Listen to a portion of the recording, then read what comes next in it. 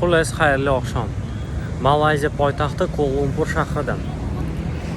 Malayziya Osiyo mamlakatlari orasida Yaponiyadan keyin ikkinchi o'rinda turadigan o'sha Amerikada Silicon vodiysi bor-ku, o'sha butun gigant dunyoni egallayotgan IT kompaniyalari, sun'iy intellekt AI'ni rivojlanayotgan mamlakatlarni ikkinchi dublikat varianti desak ham bo'ladi. Nimaga desak, chunki bu yerda Google'ning eng katta shtab-kvartirasi mavjud va shu bilan birgalikda kichkina Silicon vodiysi mavjud bu yerda. IT ekotizimi juda yaxshi rivojlangan.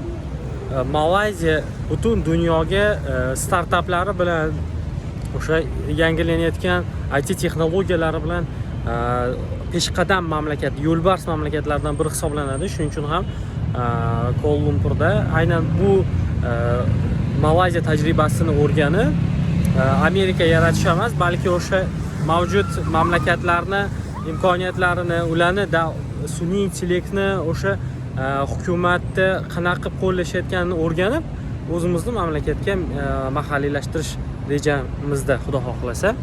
Va shuningdek, Malayziyada O'zbekiston yoshlar umumjahon assotsiatsiyasini vakilligi bor. Mana shu Malayziyada juda ko'plab oxirgi yillarda o'zbekistonlik talabalar ta'lim olishadi, o'qishadi. Mana shu talabalarni aksariyati IT, axborot texnologiyalari yo'nalishida ta'lim olishadi.